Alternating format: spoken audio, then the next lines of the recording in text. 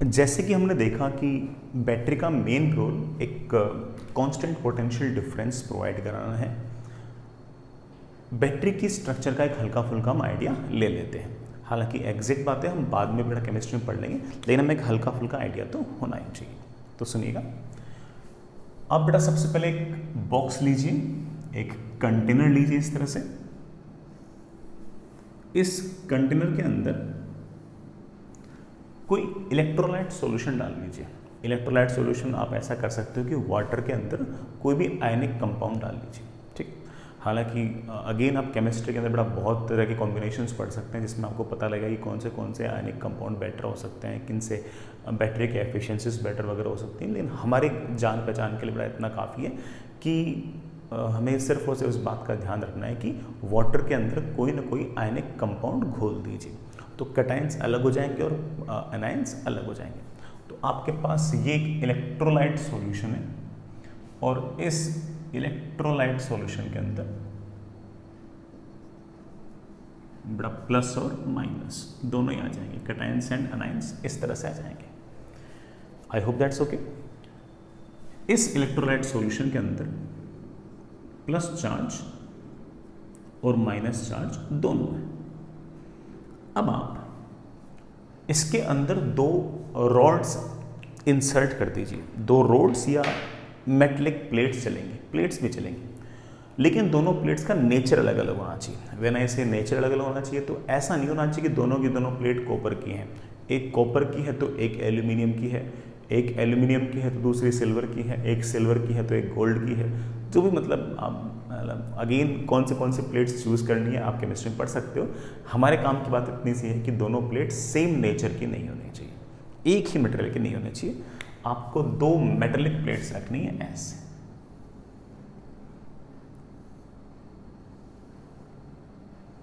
एक बड़ा metallic plate ये रही,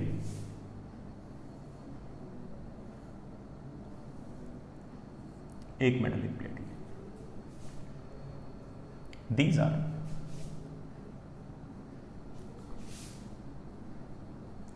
two metallic plates.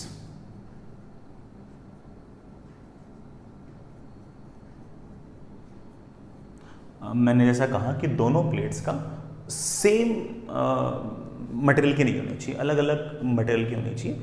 एक गोल्ड, एक कॉपर, एक एल्यूमिनियम, ऐसे कुछ होनी चाहिए। ऐसा नहीं कि दोनों की दोनों कॉपर की हो, ठीक है।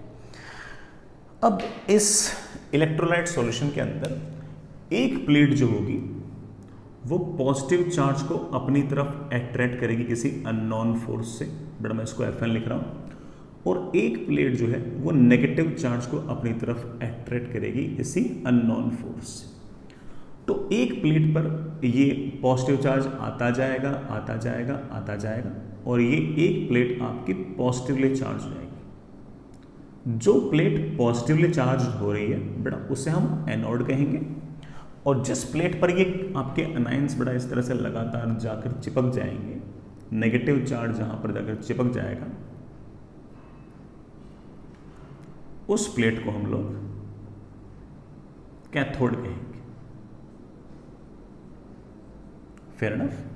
ये कोई अननोन फोर्स है जिसके कारण एक प्लेट पॉजिटिव चार्ज को और एक प्लेट नेगेटिव चार्ज को अपनी तरफ अट्रैक्ट कर रही है। वी डोंट नो कि बेटा this kind of force is what, but still ये अननोन फोर्स है, और एक पर पॉजिटिव चार्ज इकट्ठा होगा और एक पर नेगेटिव चार्ज इकट्ठा होगा। जैसे ही एक पर पॉजिटिव चार्ज और एक पर नेगेटिव चार्ज इकट्ठा होगा, वैसे ही इस पूरे के पूरे रीजन के अंदर एक इलेक्ट्रिक फील्ड आ गई। इस इलेक्ट्रिक फील्ड के कारण इस पॉजिटिव चार्ज पर फोर्स आ गया इलेक्ट्रिक फील्ड की तरफ, और नेगेटिव चार्ज पर फोर्स आ गया इलेक्ट्रिक फील्ड के अपोजिट, ठीक है।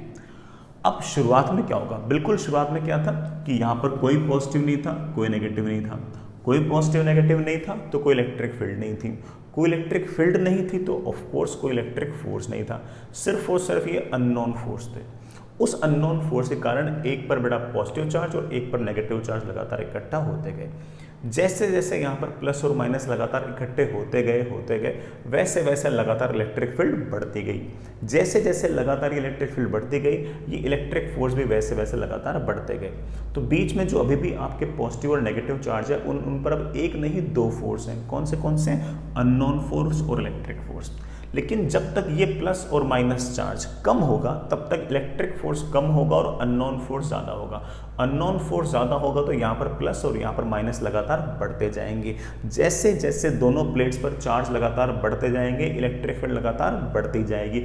ऐसे लगातार इलेक्ट्रिक फील्ड बढ़ती जाएगी तो एक टाइम ऐसा आएगा कि इलेक्ट्रिक फील्ड की वैल्यू बढ़ते बढ़ते इस इलेक्ट्रिक फोर्स की वैल्यू बढ़ते बढ़ते कभी न कभी इस अननोन फोर्स के बराबर आ जाएगी। अब और किसी चार्ज पार्टिकल्स का आना जाना बंद हो गया है। अब बेटा जो भी आपके इस इलेक्ट्रोलाइट सॉल्यूशन के अंदर पॉजिटिव और नेगेटिव चार्ज हैं सारे के सारे रेस्ट पे हैं, अब नहीं जाएंगे। अब आप कह सकते हो कि एक तरह से इलेक्ट्रोस्टैटिक कंडीशन आ गई है। क्या आ गई है? Electrostatic condition. Fair enough. दोनों प्लेट्स के बीच में जो सेपरेशन है बेटा वो d है। प्लेट्स का बेटा जो एरिया है मैंने एक बार के लिए a लिख दिया है, ठीक है। अब इलेक्ट्रोस्टैटिक कंडीशन आ चुके हैं, अब बेटा और प्लस माइनस इकट्ठे नहीं होंगे, ठीक है। अब सुनना, मैंने दोनों प्लेट्स को मान लीजिए बेटा किसी वायर से इस तरह से जोड़ दिया, ऐसे जोड़ दिया। Now we know it very well कि अगर मैंने इन दोनों प्लेट्स को इस तरह के किसी कंडक्टिंग वायर से जोड़ दिया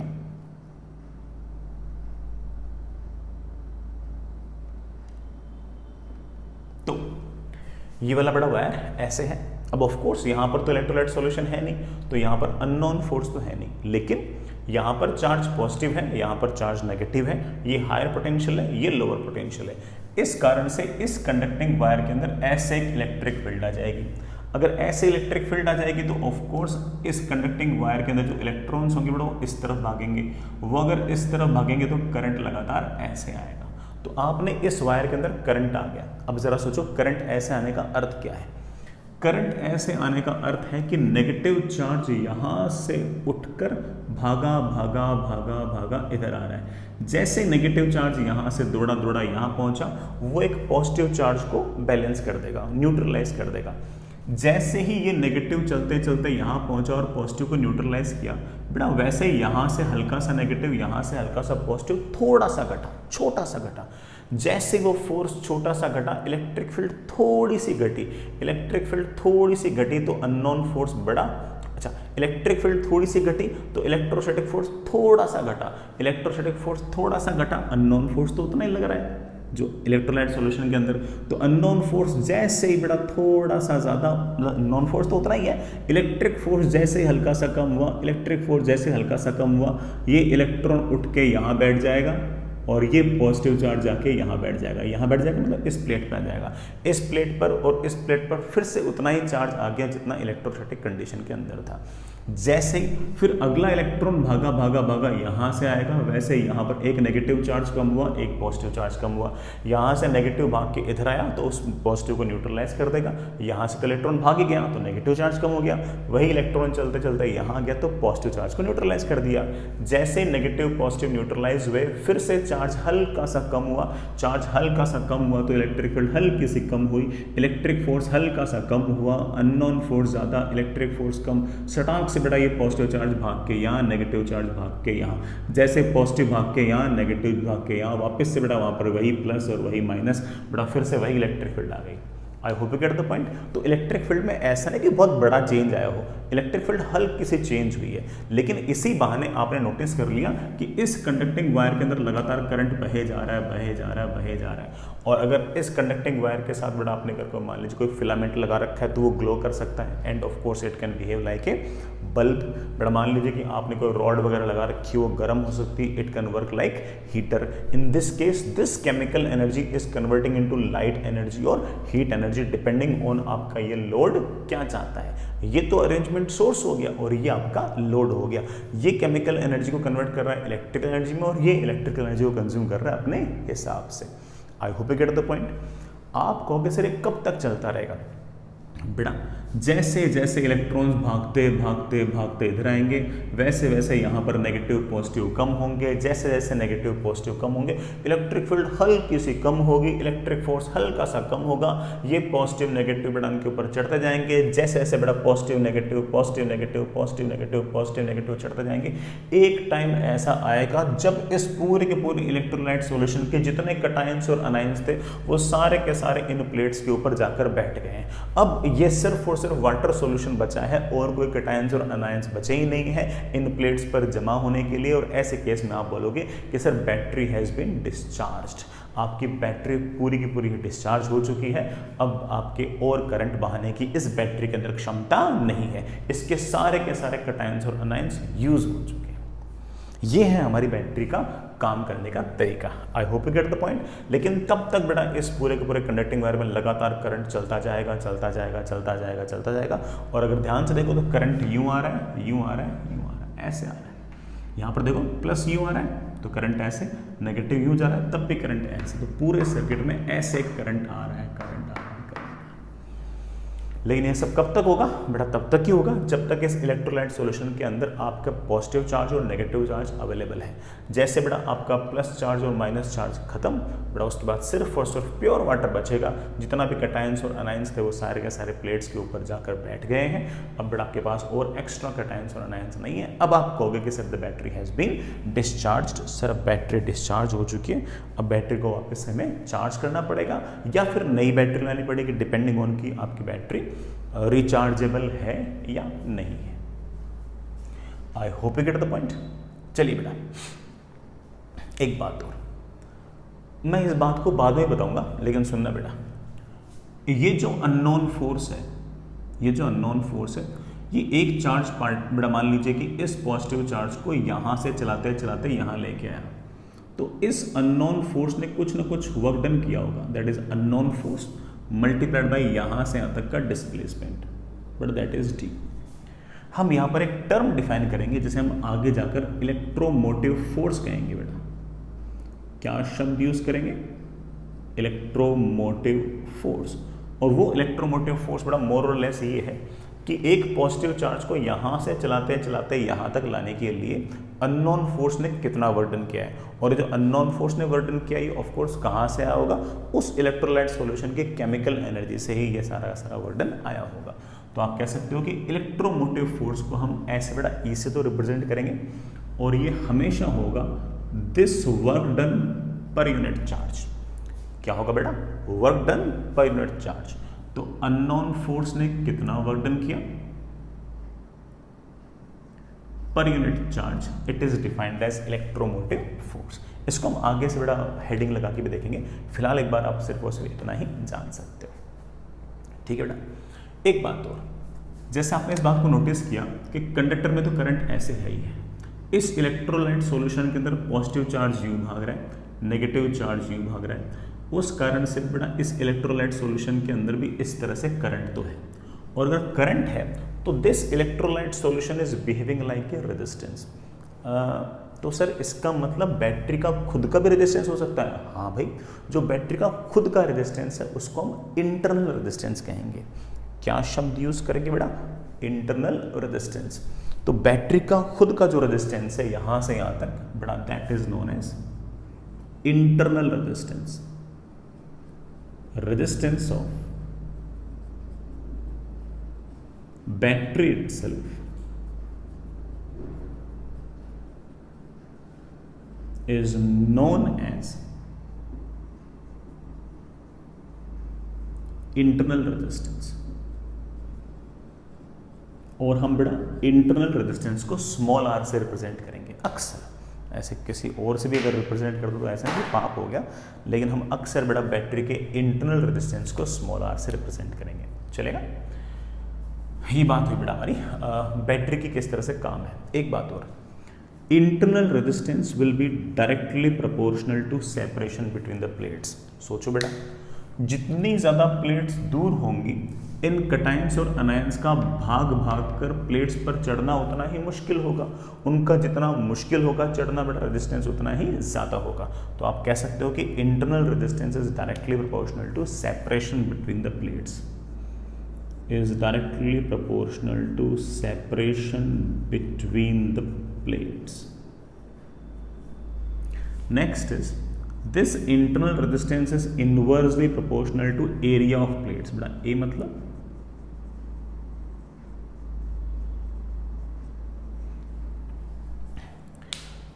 जितना ज्यादा इन प्लेट्स का एरिया होगा ऑब्वियस बात है कि कटायंस का और अनायंस का जो बड़ा इलेक्ट्रोलाइट सॉल्यूशन के अंदर पॉजिटिव और नेगेटिव चार्ज है उनका इन प्लेट्स पर आना उतना ही आसान होगा। उनका आना जितना आसान होगा ऑफ कोर्स करंट का फ्लो उतना आसान होगा। करंट का फ्लो जितना आसान होगा रेजिस्टेंस उतना ही कम होगा। तो आप कह सकते हो कि resistance is inversely proportional to area of plates. बड़ा next, resistance is directly proportional to concentration of electrolyte solution। बेटा मैं इसको बहुत ज़्यादा एक्सप्लेन तो नहीं कर पाऊंगा, इसको आप और ज़्यादा केमिस्ट्री के अंदर भी देख सकते हो।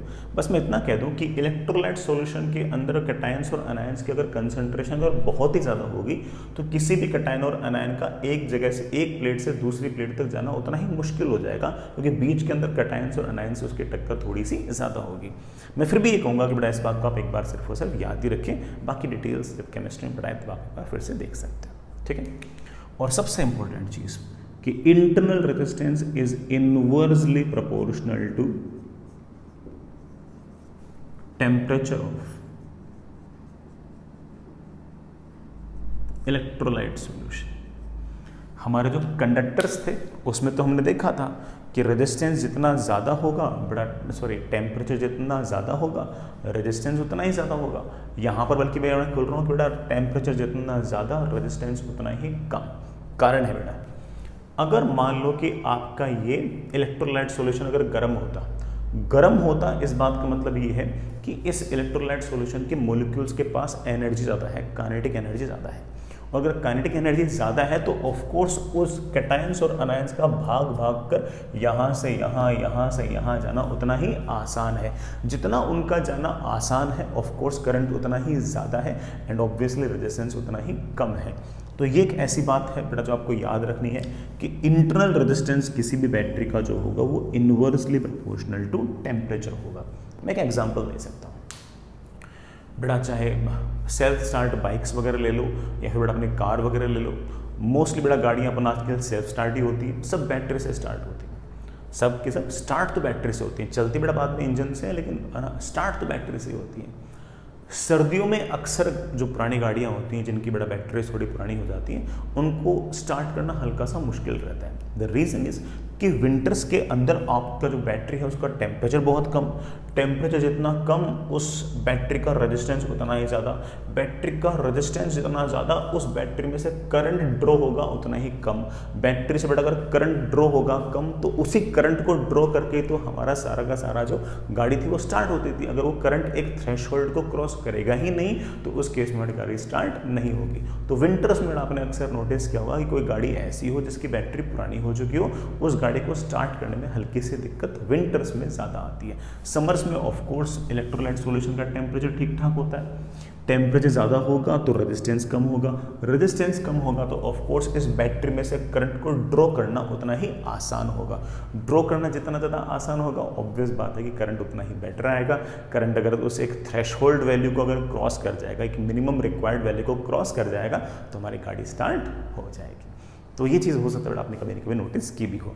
अदरवाइज ठीक है बेटा, आपको ये वाली बातें याद रख सकते हो, है ना। इसमें बेटा मेरे को अलग से कोई खास बातें बोलनी थी भी नहीं, ठीक है। ये बेटा हमारी बैटरी का इंटरनल रेजिस्टेंस। आगे चलते हैं नेक्स्ट। अब बात करते हैं कि इस बैटरी को रिप्रेजेंट कैसे करेंगे। सुनना बच्चों, कैसे बैटरी को रिप्रेजेंट करेंगे, सुनिएगा।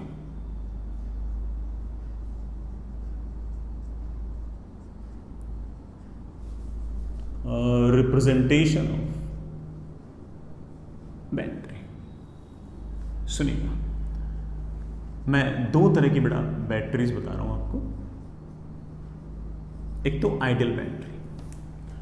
आइडियल बैटरी जो होगी उसके पास कोई इंटरनल रेजिस्टेंस नहीं होगा, उसके पास नो इंटरनल रेजिस्टेंस, उसके पास कोई इंटरनल रेजिस्टेंस नहीं है, कोई इंटरनल रेजिस्टेंस नहीं है। इस तरह की बैटरी को आप हमेशा ऐसे दिखाओगे, एक बड़ा बड़ी लाइन और एक छोटी लाइन, बस बड़ी लाइन मतलब बेटा हायर पोटेंशियल, छोटी लाइन मतलब लोअर पोटेंशियल। हायर पोटेंशियल याद कीजिए एनोड पे था, तो एक तरह से ये वाला जो हिस्सा है ये एनोड वाली प्लेट को बता रहा है, और ये लोअर पोटेंशियल है, ये आपकी नेगेटिव प्लेट यानी कैथोड प्लेट को बता रहा है। ठीक है, और हम इसके साथ साथ जहां बेटा ये लिखेंगे वहां पर हम उसका ईएमएफ भी लिख देंगे। ईएमएफ क्या है क्या नहीं, हम धीरे धीरे देख लेंगे। अभी तो सिर्फ और सिर्फ एक बार रिप्रेजेंट करना सीख रहे हैं कि आखिर बैटरी को हमें रिप्रेजेंट कैसे करना है। इसी तरह से अगर हमारे पास कोई नॉन आइडियल बैटरी है, और अक्सर बेटा नॉन आइडियल बैटरी होगी, नॉन आइडियल बैटरी के पास कुछ ना कुछ रेजिस्टेंस भी होगा, और बैटरी के रेजिस्टेंस को बेटा हम क्या बोलते हैं, इंटरनल रेजिस्टेंस। तो आप उसे कह सकते हो कि it will be like this. इसको जब भी दिखाना हो इसको ऐसे दिखाएं, this is EMF, this is internal resistance, this is your anode बेटा, दिस इज योर कैथोड। ये आपका एनोड, ये आपका कैथोड। और बैटरी में दो चीजें जरूर लिखें, एक उसका ईएमएफ और एक उसका इंटरनल रेजिस्टेंस। अगर इंटरनल रेजिस्टेंस ना हो तब डायग्राम ऐसा बनाते हैं। तो ये आपकी आइडियल बैटरी, ये आपकी नॉन आइडियल बैटरी, ऐसे दिखते काफी। ठीक है, आगे चलिए बच्चों, अब बात करते हैं ईएमएफ की। अब बात करते हैं ईएमएफ की। आखिर ईएमएफ है क्या? Electromotive force. Electromotive force is also abbreviated as EMF। सबसे इंपॉर्टेंट बात, नॉट ए फोर्स। बेटा बहुत क्लियरली बोल रहा हूं इस बात को कि ये फोर्स नहीं है बेटा, ये फोर्स नहीं है। नाम में भले ही फोर्स आ गया हो लेकिन ये फोर्स है ही नहीं, बल्कि जैसे मैंने आपको बताया कि ये बेसिकली बैटरी ने कितना वर्क डन किया है पर यूनिट चार्ज, वो है। ये बैटरी के कार्य करने की क्षमता है, ये बैटरी की वो कैपेसिटी है जिस कैपेसिटी से वो केमिकल एनर्जी को इलेक्ट्रिकल एनर्जी वगैरह में कन्वर्ट करने की कोशिश करती है। So it is not a force. Sir नाम में फोर्स क्यों आ गया?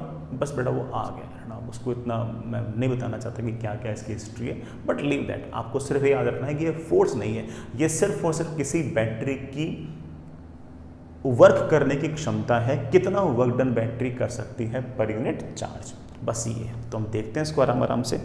सबसे पहले इसकी डेफिनेशन, ईएमएफ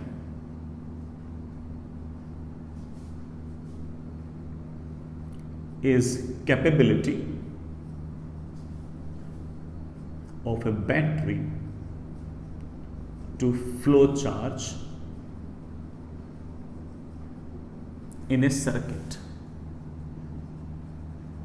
किसी भी सर्किट के अंदर चार्ज को फ्लो कराने के लिए बैटरी की जो क्षमता है उसे हम बोलेंगे ईएमएफ। अब एक बात जरा सुनना, कि जैसे मान लीजिए कि किसी सर्किट के अंदर बैटरी लगी हुई है और रेजिस्टेंस लगे हुए हैं, तो अगर कोई करंट, अगर कोई चार्ज रेजिस्टेंस के थ्रू जाएगा तो रेजिस्टेंस तो हमेशा ही उस चार्ज से एनर्जी खींचेगा, है कि नहीं? जब चार्ज पार्टिकल रेजिस्टेंस के थ्रू गुजरेगा तो जब उस रेजिस्टेंस से जस्ट गुजर रहा होगा उस टाइम पर उसके पास एनर्जी खूब सारी होगी, लेकिन जैसे उस रेजिस्टेंस से थ्रू गुजर जाएगा उसके बाद उसकी एनर्जी कम हो जाएगी। उस एनर्जी को खा कौन गया? रेजिस्टेंस खुद खा गया। और उसने किस में कन्वर्ट किया? डिपेंड करता है। अगर मान लो कि रेजिस्टेंस आपका बल्ब है तो वो कन्वर्ट कर देगा बेटा किसके अंदर? इलेक्ट्रिक लाइट एनर्जी के अंदर। अगर वो हीटर है तो वो कन्वर्ट कर देगा हीट के अंदर। सो हम इस बात को समझ सकते हैं कि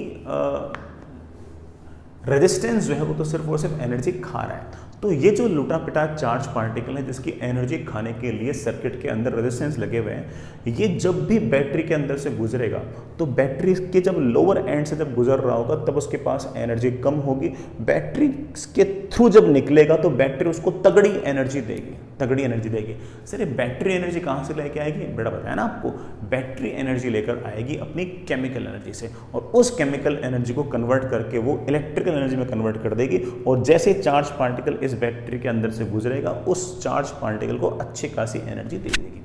और उसी एनर्जी को लेकर जैसे ही चार्ज पार्टिकल फिर से रेजिस्टेंस के थ्रू जाएगा तो रेजिस्टेंस वही एनर्जी उससे खींच लेगा, फिर वही चार्ज पार्टिकल चलते चलते जब बैटरी के अंदर से निकलेगा तो बैटरी उसको फिर से एनर्जी दे देगा। बैटरी एनर्जी कहाँ से लाएगा? अपनी केमिकल एनर्जी को कन्वर्ट कर रहा है इलेक्ट्रिकल एनर्जी के अंदर। तो इस चार्ज पार्टिकल को पूरे सर्किट में दौड़ाने की जिम्मेदारी किसकी है? रेजिस्टेंस की नहीं है, बल्कि रेजिस्टेंस तो उस चार्ज पार्टिकल की एनर्जी खींच रहा है। चार्ज पार्टिकल पूरे सर्किट में दौड़ पाए, भाग पाए, इधर से उधर जा पाए, तो इसके लिए जिम्मेदार कौन है? उसके लिए जिम्मेदार है बैटरी। अगर बैटरी ना होती तो चार्ज पार्टिकल इस तरह से पूरे के पूरे सर्किट के अंदर दौड़ नहीं रहा होता। I hope that's okay. तो इस बात को हमें याद रखना है, इस बात को हमें याद रखना है कि ईएमएफ जो है वो बैटरी की कैपेबिलिटी है जिसके कारण वो चार्ज पार्टिकल को सर्किट के अंदर दौड़ा सकता है। और वैसे कौन सा चार्ज पार्टिकल दौड़ाता है? तो आपको वैसे अक्सर तो फ्री इलेक्ट्रॉन्स को दौड़ाता है, कोई दिक्कत नहीं बेटा, फ्री इलेक्ट्रॉन्स को दौड़ाता है। अगली definition, EMF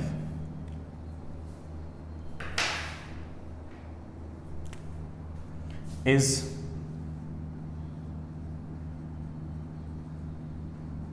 work done by battery on charge carriers. Charge carriers मतलब बेटा चार्ज को ले जाने वाले, अक्सर कौन होते हैं? इलेक्ट्रॉन होते हैं, ठीक है। तो EMF is work done by battery on charge carriers पर यूनिट चार्ज। कितना वर्क डन किया? Per unit charge. तो ईएमएफ हम सिंपली डिफाइन कर सकते हैं कि work done by battery, battery ने कितना वर्क डन किया डिवाइड बाय बैटरी ने कितना चार्ज दिया, डिवाइड बाय बेटा बैटरी ने कितना चार्ज दिया। This is EMF. EMF is कितना बैटरी ने वर्क डन किया डिवाइड बेटा बैटरी ने कितना चार्ज दिया। This is EMF. इससे आप कह सकते हो कि ईएमएफ जो है it is not force, rather it is work done per unit charge. Work done per unit charge is joule per coulomb. Joule per coulomb is also known as volt. तो इसकी जो यूनिट होगी बड़ा volt होगी। Dimension अगर लिखना चाहो तो ऊपर तो वर्क डन है, that is ml2 t-2, charge is of course it, that is ml2 t-3 I -1. This is the dimension. This is the dimension. I hope that's okay. आगे चलिए।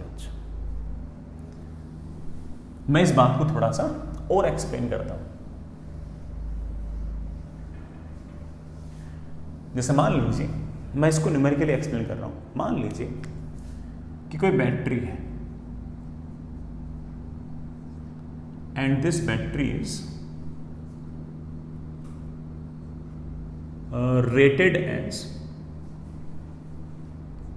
10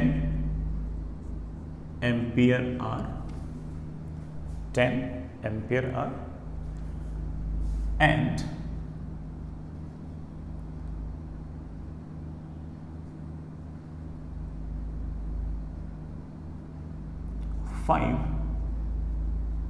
किलोवाट आवर। रेटेड का मतलब ये है कि उस battery पर ये दो बातें लिखी हुई है। उस बैटरी पर ये 10 एम्पियर आवर भी लिखा हुआ है और ये 5 किलोवाट आवर भी लिखा हुआ है। दोनों का मतलब क्या है एक बार देख लेते हैं। जैसे ये देखो, एम्पियर इंटू आवर, बेटा current into time, of course ये चार्ज लिखा हुआ है। इसका मतलब ये हमें बता रखा है कि बैटरी कुल मिलाकर कितना चार्ज दे सकती है। So it means that total charge that battery can provide, battery कुल मिलाकर कितना चार्ज प्रोवाइड कर सकती है वो 10 एम्पियर आवर है। सर 10 एम्पियर आवर सर ये कैसे कैसे यूनिट है बेटा? हो जाएंगे convert. 1 our is of course 3600 seconds. So this is 36000 ampere into second is of course coulomb. इतना चार्ज कुल मिलाकर बैटरी दे सकती है मैक्सिमम। इतना चार्ज अब बैटरी दे देगी, उसके बाद मैं तुम्हें बता चुका हूँ कि सारे के सारे उस इलेक्ट्रोलाइट सॉल्यूशन के, बैटरी के इलेक्ट्रोलाइट सॉल्यूशन के जितने भी चार्ज पार्टिकल्स थे, कैटायंस और एनायंस थे, वो सारे के सारे एनोड और कैथोड पर जाकर जम चुके हैं। अब बेटा और उसके पास चार्ज पार्टिकल्स देने के लिए नहीं है। इसी तरह से सर ये क्या लिखा हुआ है, किलोवाट आवर। बेटा kilowatt is something like power, our is something like time, it is power into time. Power into time obviously means it is something like energy or work done. So it means that ये वो energy है जो battery दे सकती है, या फिर ये वो वर्क डन है जो बैटरी कर सकती है। एक ही बात है, कितनी एनर्जी बैटरी दे सकती है या फिर कितना वर्क डन बैटरी कर सकती है, एक ही बात है। इट मीन्स दैट ये वाली अगर इंफॉर्मेशन लिखी हुई है तो इसका मतलब है कि total work done by battery, इस चार्ज को फ्लो कराने के लिए बैटरी कुल मिलाकर कितना वर्क कर सकती है, तो आप बोलोगे सर 5000 वाट। बेटा किलोवाट है तो किलो को कन्वर्ट करने के लिए 1000 into R, R is of course 3600 seconds. We know it very well कि बेटा watt into second is of course joules, तो आप कह सकते हो कि sir basically this is 5000 into 3600 joules. इसका मतलब बैटरी जो है वो इस चार्ज पार्टिकल को फ्लो कराने के लिए इतना वर्क डन कर सकती है। तो क्या सर इस इंफॉर्मेशन से हम लोग इस बैटरी का ईएमएफ निकाल सकते हैं? अरे भाई क्यों नहीं, हमारे पास ईएमएफ की डेफिनेशन यही थी कि बैटरी कुल मिलाकर कितना वर्क डन कर सकती है और ये वर्क डन कितने चार्ज पर कर सकती है। कितना वर्क डन कर सकती है, तो आप बोलोगे sir that is 5000 into 3600 joules divide by कितने चार्ज पर ये वर्क किया है, दैट इज 36000 कूलम्ब। बेटा मेरे ख्याल से ये कैंसिल, बेटा 10 बच गया। I think it is 500 joule per coulomb. बेटा joule per coulomb is also known as volts. इसका मतलब जो बैटरी मैंने बताई है उसका ईएमएफ 500 वोल्ट है। Fair enough. अब आप एक काम करना है ना, ये आपको एक टास्क दे रहा हूँ। आपके मोबाइल फ़ोन के अंदर एक बैटरी होगी और मोस्टली मोबाइल फ़ोन्स के अंदर बड़ा बैटरी जो है वो है ना रिमूवेबल होती है, आप उसको बाहर निकाल सकते हो। उसको निकालना, उस पर ये तीनों इन्फॉर्मेशन लिखी होगी, चेक करना बेटा। उस पर तीनों इन्फॉर्मेशन लिखी होगी, ये भी लिखा होगा, ये भी लिखा होगा और ईएमएफ भी लिखी होगी, बिल्कुल लिखी होगी, पक्का लिखी होगी, है ना। ये और ये तीनों लिखे होंगे। ये क्या है आप समझ गए कि सर मेरे मोबाइल फ़ोन की बैटरी कुल मिलाकर कितना चार्ज दे सकती है, वो इन्फॉर्मेशन है। बेटा ये क्या है, ये बेटा तेरी जो बैटरी है ना वो कुल मिलाकर कितना वर्क डन कर सकती है उस चार्ज पर, वो है। और उन दोनों का रेशो ये दे रखा होगा। तो आप एक काम करना, फ़ोन की बैटरी निकालना, अगर रिमूवेबल हो तो ठीक है, और उसमें से ये दोनों इन्फॉर्मेशन से ये पता करना है कि बैटरी का, आपकी बैटरी का नेट चार्ज कितना है, कितना चार्ज दे सकती है, आपकी बैटरी कितना वर्क डन कर सकती है, ये पता करना। और उन दोनों को डिवाइड करके उसका ईएमएफ निकालना और चेक करना कि क्या उस पर ईएमएफ वही लिखा हुआ है बैटरी पर जो आपने निकाला है। ठीक है, इतना सा काम करना है, मोबाइल फ़ोन की बैटरी निकालना, इतना सा काम करना। और ये सारी की सारी कैलकुलेशन करने के बाद एक फ़ोटो लिख कर बेटा टेलीग्राम पे भेज देना, मैं भी देख लूँ कि तुम्हारी कैलकुलेशन मैच करती नहीं करती। ठीक, तो ये वाला छोटा सा काम कर लेना, हल्का सा काम है, आपको भी हल्का फुल्का आइडिया लगेगा कि हाँ हमने जो पढ़ाई की वो बिल्कुल प्रैक्टिकली बिल्कुल वैलिड है, कोई उसमें दिक्कत नहीं है। तो ये छोटा सा काम है, निपटा लीजिएगा उसका। आगे चलिए बच्चों, तो कुल मिलाकर ईएमएफ जो है वो वर्क डन बाय बैटरी पर यूनिट चार्ज है, और आप भी बेटा एक बार इसको कंफर्म कर लीजिएगा। ठीक है, आगे चलिए। नेक्स्ट इज हेडिंग लिखना,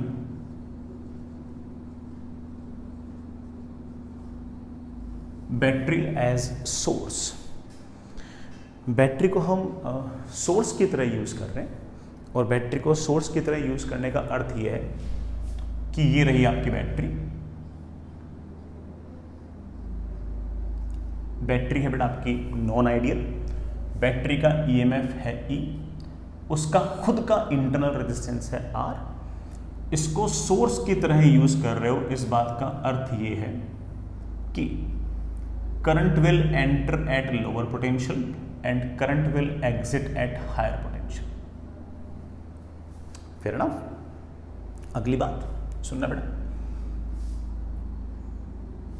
ये एक पॉइंट, ये दूसरा पॉइंट, मैं पोटेंशियल्स लिख रहा हूं, आप मेरी हेल्प करना, यहां का मैंने पोटेंशियल मान लिया है x, मान सकता हूं बेटा, पोटेंशियल तो कहीं भी कितना ही मान सकते हो, चलते जाओ, यहां का पोटेंशियल क्या हो, आप बोलोगे कि सर रेजिस्टेंस में करंट की तरफ आता हूं तो पोटेंशियल घटता है, कितना घटता है, IR, तो अगर यहां का x है तो यहां का पोटेंशियल हो गया x minus IR, fair enough. Battery के लोअर एंड से हायर एंड जाओगे तो पोटेंशियल बढ़ेगा E, कितना बढ़ेगा, E, तो इस तरफ जो पोटेंशियल आएगा वो आएगा दिस प्लस E, तो x minus IR plus E। तो बेटा अगर मैं इस पॉइंट को A बोलूं और इस पॉइंट को A बोलूं तो what is the potential difference across terminals of battery, battery के टर्मिनल्स के अक्रॉस पोटेंशियल डिफरेंस कितना है, तो आप कह सकते हो कि दैट इज VA माइनस VB, दैट इज VA माइनस VB। बड़ा मेरे ख्याल से x से x कैंसिल हो गया और हमारे पास पोटेंशियल डिफरेंस की वैल्यू आ गई है E minus IR।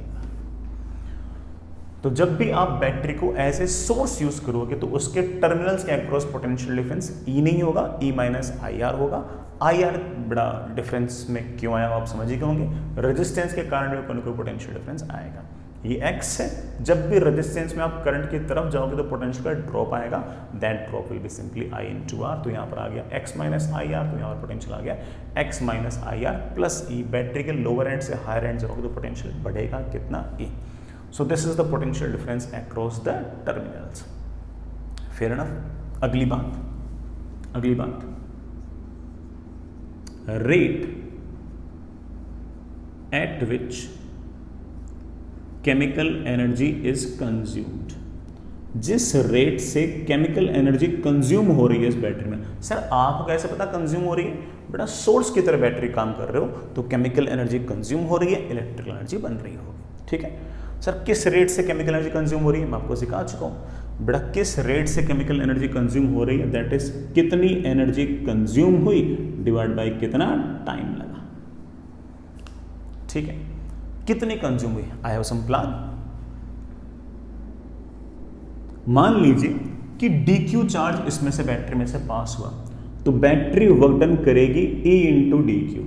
Sir E into DQ, हाँ भाई, वर्क डन क्या था, वर्क डन क्या होगा, EMF इंटू DQ, क्योंकि EMF क्या था, वर्क डन अपॉन चार्ज, तो वर्क डन क्या होगा, EMF इंटू चार्ज। तो अगर कोई DQ चार्ज अगर बैटरी के अंदर से अगर पास हुआ है तो of course battery work done करेगी E इंटू DQ, और जो वर्क डन करेगी बेटा वो कहाँ से आएगी, केमिकल एनर्जी ही कंज्यूम होगी। और ये वर्क डन करने में समय कितना लगा, DQ अपॉन DT को हम पहले से पहचानते हैं बेटा, that is E into I। तो इसका मतलब जिस रेट से बैटरी चार्ज पर वर्क डन कर रही है या फिर जिस रेट से बैटरी अपनी केमिकल एनर्जी को कंज्यूम कर रही है वो E इंटू I है। लेकिन जैसे ही ये करंट इस बैटरी में से गुजरेगा तो कुछ ना कुछ तो बैटरी भी एनर्जी खा जाएगी। सर बैटरी खुद एनर्जी खाएगी, ऑफ कोर्स। अगर करंट इलेक्ट्रोलाइट सॉल्यूशन में से अगर गुजरेगा तो इलेक्ट्रोलाइट सॉल्यूशन भी तो गर्म होगा, तो कुछ ना कुछ जो आपने केमिकल एनर्जी कंज्यूम की उसका कुछ हिस्सा बैटरी खुद खा जाएगी। तो आप कह सकते हो कि what is rate at which energy is lost in battery itself.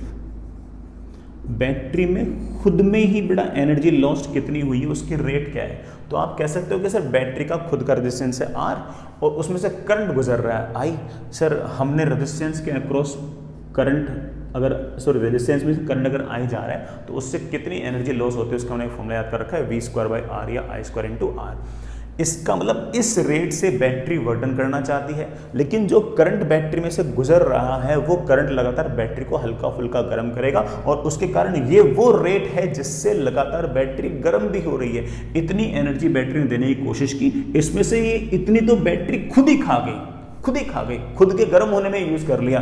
तो आप कह सकते हो कि बैटरी ने कुल मिलाकर कितना पावर आउटपुट किया, तो आप बोलोगे सर दिस माइनस दिस, इतने देने की कोशिश की, इसमें से इतना वो खुद खा गई, तो आपका जो पावर आउटपुट आएगा, जो पावर आउटपुट आएगा वो आएगा EI minus I square into R. ये वो रेट है जिससे केमिकल एनर्जी कंज्यूम हो रही है या फिर बैटरी वर्टन करना चाहती है।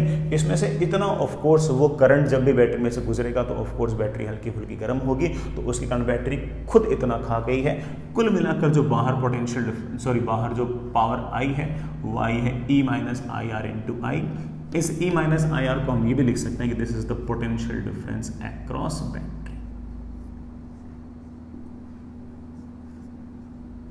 This is our power output बेटा, this is our power output. दो तीन बातें याद रखनी है, जब सोर्स की तरह यूज करोगे तो पोटेंशियल डिफरेंस आएगा E माइनस आई आर, जिस रेट से केमिकल एनर्जी कंज्यूम होगी वो होगी EI, या फिर जिस रेट से बैटरी वर्टन कर रही है वो है EI। खुद ने ही किस रेट से एनर्जी कंज्यूम कर ली, आई स्क्वायर इंटू आर, तो बाहर कितनी गई, दिस माइनस दिस, इतना सा काम। ये हुई बेटा बैटरी एज ए सोर्स की कहानी।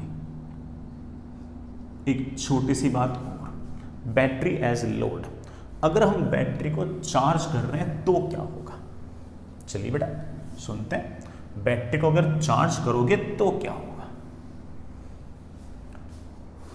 पहली बात, ये रही आपकी बैटरी, ये हायर एंड, ये लोअर एंड, और ये इसका इंटरनल रेजिस्टेंस, EMF E है, रेजिस्टेंस R है।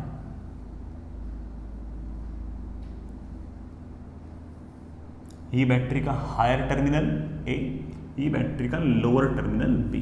ये एक तरह से आपका एनोड, ये आपका एक तरह से कैथोड। लोड की तरह काम कर रही है बेटा, लोड की तरह काम कर रही है, इसका मतलब कोई और चार्ज कर रहा है इसको, कोई और बैटरी है जो इसको चार्ज कर रही है, ठीक है, कोई बात नहीं। लोड की तरह काम करता है तो करंट एंटर करता है हायर पोटेंशियल पे और एग्जिट करता है लोअर पोटेंशियल से। पहली बात तो ये। सर पोटेंशियल डिफरेंस कितना आएगा इस बैटरी के टर्मिनल्स के अक्रॉस, अभी देख लेते हैं। इस B वाले पॉइंट पर बेटा मैंने पोटेंशियल 0 मान लिया है। सर 0 क्यों मान लिया, अच्छा चलो ठीक है, तुम जिद कर रहे हो, X मान लेते हैं। X मानो 0 मान लो, कोई फर्क नहीं पड़ता, आखिर में X भी कैंसिल हो जाता है, इसलिए 0 ही मान सकते हो। चलो बेटा चलते गए चलते गए चलते गए चलते गए चलते गए, रेजिस्टेंस में करंट के अपोजिट जाओगे तो पोटेंशियल बढ़ेगा। कितना पोटेंशियल बढ़ेगा, IR, तो यहां का पोटेंशियल अपने आप आपके पास आ जाएगा IR। बैटरी के लोअर एंड से हायर एंड जाओगे तो पोटेंशियल बढ़ेगा, कितना, E, IR तो पहले था, E और बढ़ गया, तो इस तरफ आपके पास पोटेंशियल आ गया है। और सॉरी बेटा यहाँ का पोटेंशियल X था, मेरे से गलती हो गई। चलते गए रेजिस्टेंस के थ्रू गुजरोगे और करंट के अपोजिट जाओगे तो पोटेंशियल बढ़ेगा, कितना, IR। X तो पहले ही था, IR बढ़ गया तो यहाँ का पोटेंशियल हो गया X प्लस IR। फिर बैटरी के लोअर एंड से हायर एंड जाओगे तो पोटेंशियल और बढ़ेगा, कितना, E। X प्लस IR तो पहले ही था, अब पोटेंशियल हो गया E plus X plus IR। इन दोनों पॉइंट्स के बीच में पोटेंशियल डिफरेंस आएगा दिस माइनस दिस, X से X कैंसिल, और मेरे पास आ गया है VA माइनस VB is equals to E plus IR। तो जब भी बैटरी लोड की तरह काम आएगी आपको याद रखना है कि पोटेंशियल डिफरेंस आएगा बेटा कितना, E प्लस IR। पहली बात तो ये। इस बार बेटा क्या केमिकल एनर्जी कंज्यूम हो रही है, नहीं बेटा, इस बार ये लोड की तरह काम हो रहा है तो इलेक्ट्रिकल एनर्जी कंज्यूम हो रही है and electrical energy is converting into chemical energy. तो इस बार मैं लिख रहा हूं rate at which chemical energy is stored, जिस रेट से केमिकल एनर्जी स्टोर हो रही है, बट ऑफ कोर्स वही कहानी वापस से E into D Q upon D T, that is E into I. अच्छी बात है, इस रेट से लगातार केमिकल एनर्जी स्टोर हो रही है, स्टोर हो रही है, स्टोर हो रही है, लेकिन इसमें स्टोर करने के चक्कर में इलेक्ट्रोलाइट सॉल्यूशन से लगातार करंट जा रहा है, तो इलेक्ट्रोलाइट सॉल्यूशन भी तो गर्म होगा। तो मैं क्या कह सकता हूं कि power lost by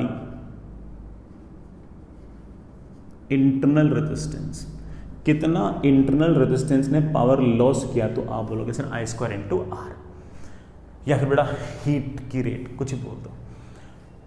internal resistance इतनी लगातार पावर खाए जा रहे हैं, इतनी केमिकल एनर्जी की पावर जा रही है, तो कुल मिलाकर जो भी सोर्स रहा होगा, भाई ये तो लोड है, इस लोड को किसी न किसी सोर्स ने करंट दिया होगा इस तरह से, उस लोड ने कितनी एनर्जी दी, किस रेट से एनर्जी दी, आप बोलो किसे, इस रेट से तो केमिकल एनर्जी स्टोर हो रही है, इस रेट से हीट डिसिपेट हो रही है, तो कुल मिलाकर जिस किसी ने एनर्जी दी है उसने दिया दिस प्लस दिस। उस बैटरी के अंदर एनर्जी स्टोर हो रही है, केमिकल एनर्जी इस रेट से, और ये स्टोर होने के चक्कर में इलेक्ट्रोलाइट सॉल्यूशन भी लगातार गर्म हो रहा है, तो इस रेट से हीट भी लगातार वो कंज्यूम जा रहा है उसके अंदर। तो कुल मिलाकर देने वाले ने कितनी एनर्जी दी होगी, इतनी एनर्जी तो ऑफ कोर्स वो पर यूनिट टाइम दे रहा है केमिकल एनर्जी कन्वर्ट करने के लिए, और इतनी ऑफ कोर्स देने के दौरान लगातार वेस्ट हो रहा, तो आखिर उस सोर्स ने किस रेट से एनर्जी दी है। तो आप कह सकते हो कि इस केस में जो पावर इनपुट है, मतलब जो कोई इस लोड के लिए सोर्स रहा होगा, उसने कुल मिलाकर जो पावर दिया होगा उसकी वैल्यू होगी this plus this, that is EI plus I square into R, जिससे आप बेटा ये भी लिख सकते हो कि that is E plus I R into I. बेटा E प्लस आई आर को हम क्या लिख सकते हैं, VA माइनस VB इंटू आई। तो दो ही बेटा ऐसे बातें याद रखनी है, इससे हमारा काम चल जाएगा। ये बात बेटा लोड की और हमारे सोर्स की, अगर बैटरी सोर्स की तरह काम करेगी तो क्या होगा, और लोड की तरह काम करेगी तो क्या होगा। I hope that's okay. चलिए बेटा अगली क्लास में बात करते हैं। अब बेटा आप लोग है ना अगली क्लास में करंट का होमवर्क भी दे देंगे, तब तक बेटा तुम लोगों को अपने ग्रेविटेशन सब निपटाओ यार, ठीक है। अगली क्लास में करंट का होमवर्क